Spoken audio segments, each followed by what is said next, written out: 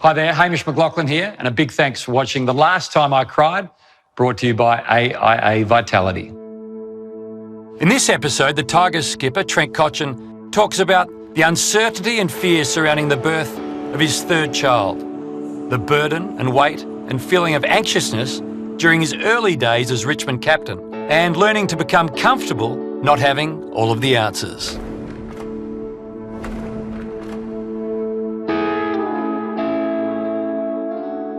Cotch, when was the last time you cried? Yeah, in the delivery suite, but it wasn't the one that I was used to, with Harper and Mackenzie. Brooke was rushed in to have an emergency C-section, which I knew deep down that she really didn't want. And I suppose once the obstetrician makes the call, given it's an emergency, everything happens really quickly, and I just found myself completely rattled. I was meant to be the sign of strength, but I knew that it wasn't exactly what Brooke wanted, and you know, the health of her and the baby, they're absolutely A1 and the most important thing. But you know, getting rushed down to theatre, I must have looked white because the nurse came up to me and she was like, "Are you okay?" I was like, I might just need a minute. So they put me out in the waiting room, which was the worst place I could have gone, and I just sat in this dingy little room, staring at the ceiling, going, why am I out here? I'm not the one on the table about to go through probably one of the more challenging things in my life, even though you're numbed up and so forth. So I headed back into theatre.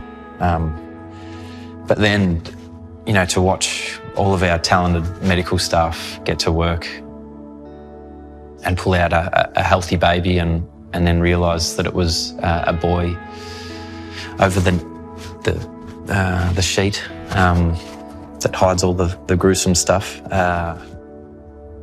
You know, that was, I don't even know what came out of me then. It was tears of joy. It was the rawest of emotions. I was so proud of Brooke. Probably wasn't aware of what was about to come with regards to recovery time, and you don't realise the significance until you start to go through it. But yeah, that was a hard time, but it was an amazingly special time. So you get to understand how much you love your wife and how fragile everything is at that point, I guess. Yeah, 100%. I think, you know, they cut through something like 32 layers of tissue and muscle and tendons, and you know, and that's pretty significant.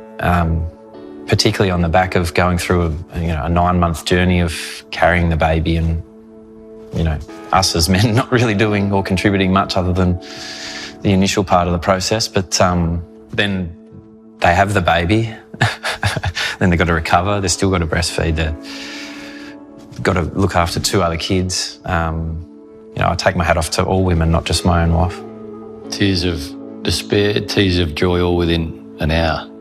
Yeah, fair to say, we were pretty exhausted after the couple of days in hospital. Had you always hidden your emotions prior? Like, I'm a crier, and I really don't care who I cry in front of. I don't know quite why, but I reckon that's relatively rare. Yeah, 100%. Yeah, absolutely, it's rare. It's I think I've only seen my dad cry maybe twice in his life, and it was probably something I was a bit like of, but I think once you have kids, you know, first and foremost, the moment that your child is born, you know, wedding, children, and then obviously significant moments in your life. You guys went on a journey together. Ben Crowe became a big part of that journey, and there were 3 things you guys all shared: the hero, the highlight, and the hardship.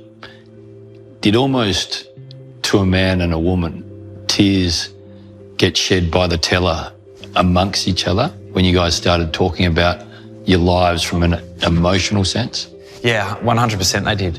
Some of the stories that, you know, you value a friendship or a relationship that you have in the footy club, and then to hear some of the backstories of the people that you spend every day with that you have no awareness of was really special. And not only did the storyteller shed a tear, it was, you know, it brings up emotions in every person.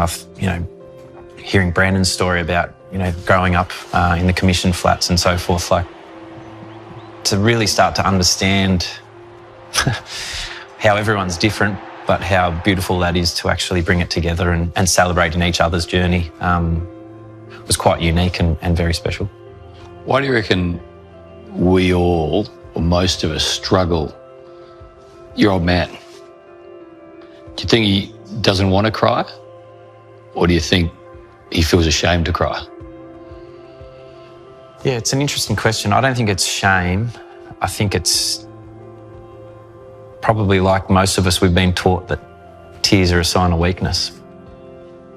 But in reality, and now reflecting on my life to date, it's actually probably a sign of beauty. Because whether it's a challenging time in your life or something that's amazing that's happened, the challenging time, typically your greatest growth comes from them. And obviously the really joyful times are just the pinnacle of what we all want to experience at different stages throughout. But life is a genuine roller coaster. Has it helped your marriage? It has, yeah. But like everyone, we have our own challenges throughout. 3 kids, under 5. At times it can be hard work, but it's also the most rewarding gig that you can possibly have. The act of crying itself, what do you reckon it does to your body or mind that's so rejuvenating? Oh, it's an amazing emotional release. Nowadays, you can sit there and think about, whether it's your kids or, even just the journey of what we've been on at the footy club. I can well up at the thought of just what life means to me. And do you live a freer life knowing that you don't have to have the answers? Yeah, absolutely. If we all had the answers, then it wouldn't be much fun, would it? But you were feeling that in 2016, weren't you? Absolutely. And I needed to have the answers. I needed to have them right now. And if I didn't, no one could know that I didn't. Spud and I were doing a podcast on SEN, and he started talking about his demons, his struggles. I started crying, which led to him crying. And sometimes when everyone just drops their guard, there's this closeness. And he and I then, as a result, spoke every week for the rest of his life. All because I'd started obviously being affected by what he was saying, but then telling him everything that had affected me. And there was just this, right, we're actually together now, ongoing. Yeah. What's the permission, isn't it? Yeah. Have you had that moment with anyone? Probably the most recognised relationship that I have in the public eye and people that look like they come from totally different worlds is Dusty and I. And, some of the times and conversations that we've had about what we struggle with, you talk about purpose and your why, and the moment you don't focus on yourself and you focus on someone else is when you're at your absolute best. And it's amazing how rewarding and fulfilling that can be when you do pick up on or help someone, realise their potential or find something new about themselves, or just kick a goal, Has it worked both ways with you guys? 100%. Yeah. And I think that's a big part of why Dusty, loves spending time with me as well, because he knows just how much he can help me. The reality is we look like 2 totally different people, and we've had totally different upbringings, but we share the same struggles every day, and we help each other through them. Have you found yourselves in a moment where you've just been in tears together? There's certainly been quite a few moments where the emotions are high, yeah.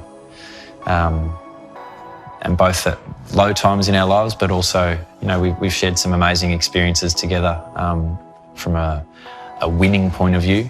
But I think the conversations I cherish most are the ones that are hardest, and the ones where you find out more about the other person, but also yourself. Is there anyone now that you wouldn't feel comfortable crying in front of? No. No, there isn't. And if I asked you that 4 years ago? Yeah, well, probably mostly the footy public, because I need to be a sign of strength, not weakness.